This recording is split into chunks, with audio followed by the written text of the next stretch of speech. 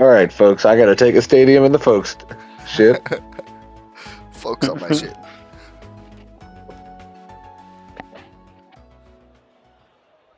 Mm.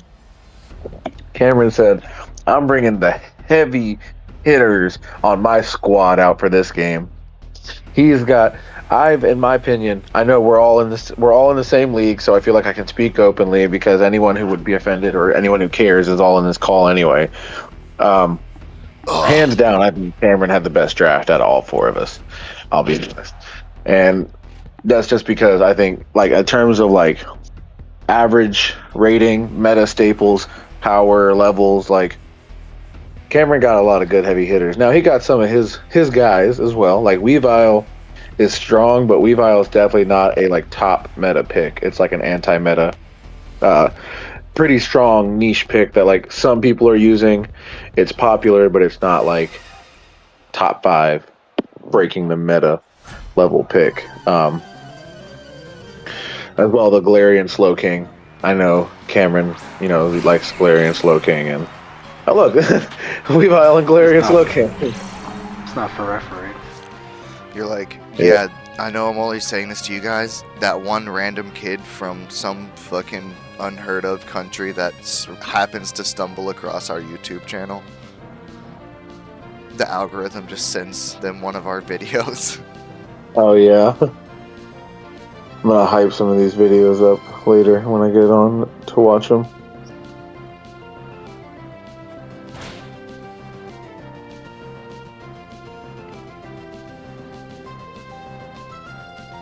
All right, so I need to lock in a little bit. Did see a fake out come out, so I just, picking up in the middle of turn one.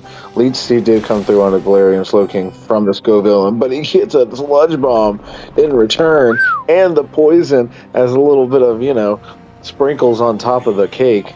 Cherry on top of the cake? Ice cream? I don't We know. got sprinkles, folks. We got sprinkles. In Australia, they call them tens of thousands, hundreds of thousands. Is that what it's called? Jimmy's. Hundreds of thousands. Jimmy's, that's what I said. You know what? But apparently that's a U.S. thing. It's gotta be racist. Probably, I'm sure. Like most things that come from the U.S. All right, we got to protect out from the Scoville at the beginning of turn two. That's an exciting start for turn two. Let's see who saw that coming. Weavile did. He gets the knockoff on the Orthworm, knocks off the Citrus Berry, but he does still have enough HP for Shed Tail if he wanted to use it, but he doesn't. He goes for the Body Press onto Weavile. Focus Sash does say that Weavile gets to live with 1 HP left, so, we'll see how the next turn goes for him. Sludge Bomb does not connect with the Scoville because of the Protect. But it doesn't matter because it's an extra turn of leftovers for the Slowking. That also doesn't matter because Leech Seed takes it right back and says, Scoville says, no, you know what, that's mine. But you know what? Poison says, okay, we'll take it off the top. So what an exchange there. Leftovers into Leech Seed, into Poison. It's crazy. Let's see how turn three goes, folks.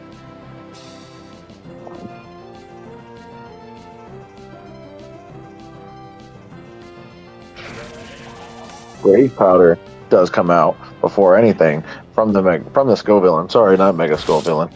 So knockoff does come through from the Rage Powder onto Skullvillain. No telling which direction he was going with that, but doesn't matter. Gets the kill. Shed Tail does come through from the Orthworm as well. So successful use of the Rage Powder there.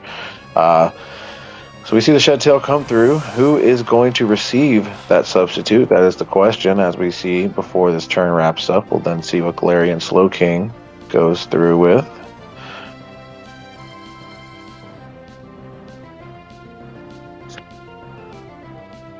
We do see our first KO of this game too, going on the Scoville in favor of Cam. So a little bit of momentum here in game two for Cam. Time to see how Eddie responds. He decides to give it to the Abomasnow. Says, hey, Abomasnow, here's a substitute for you. You're on the field. You got your snow warning. That means an extra turn. Let's see what you got. Oh, and you know what? We even gave you a little trick room on the way in. Roll out the red carpet for the Abomasnow. Let's see how it goes.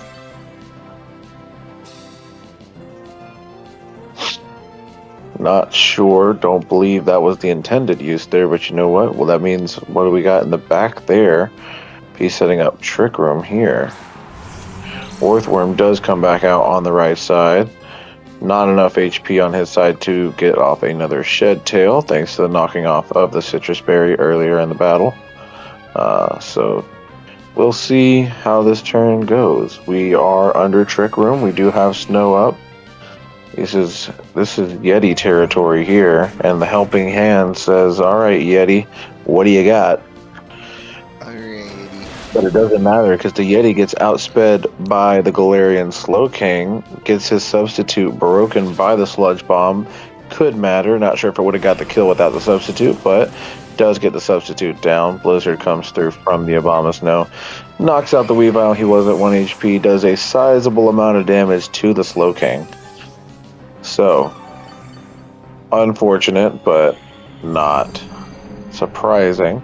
The lead speed is still up on the Slowking. Gets a little bit of healing back onto the Orthworm. That could be something worth keeping an eye on.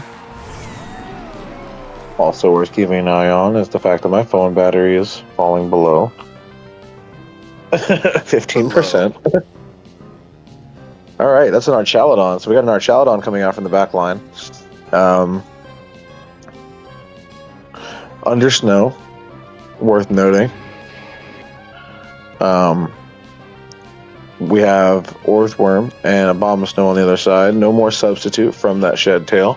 Did buy the Abomasnow 1 turn, which was crucial.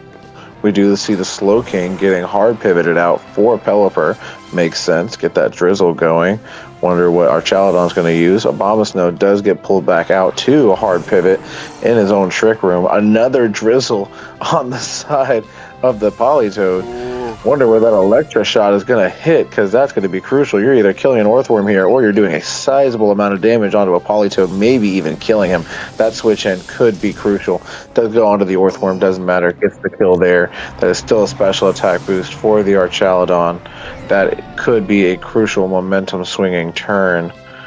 I will verify that it was crucial, because I was really hoping he was going to target my Politoed. I was about to pull off some shenanigans, let me tell you. I can smell shenanigans from a mile away, trust me. Brother. The shenanigans. You can't let him shenan. Was about to be lethal. Okay, they were. And if you shenan once, you can't let them shenan, because if you let them shenan once, they're going to shenan again. Okay? So, Cameron said no shenaning again, and no shenaning a first time, and no shenanigans around here. Alright, we see a withdrawal, a hard pivot from the Pelipper out to the back line for the Archaladon. We have had all Pokemon revealed so far in this match, so we know what we got going here in Game 2. Weather Ball does come through as an Ice-type Weather Ball from the Politoed. Not a lot of damage on the high special defense of the Galarian Slowking, but that Flash Cannon from the Archaladon does kill the Abomasnow. That is crucial moments here wrapping up Game 2, I do believe. Now we have 1v3. Slasher. How far can this Politoed take this game? The one Politoed who could versus a Slowking, a Pelipper, and an Archaladon. Oh gosh. We see it coming, folks. Pelipper has been switched in. That's the drizzle. I wonder, Politoed uses the Weather Ball. That's a Water-type Weather Ball onto a Pelipper. Doesn't do much of anything. What's the Archaladon going to use? He's already +1 a special attack. He's about to get +2 special attack. Electric type move into a water type. Can he one-shot this bulky boy that ruins my dreams? Can he take this set to Game 3? He does. It's over. We're going to Game 3. Do-do. Do-do. Do-do. Do-do-do. Let's go. We need that as a soundboard in here. Yes, we do. Also, this is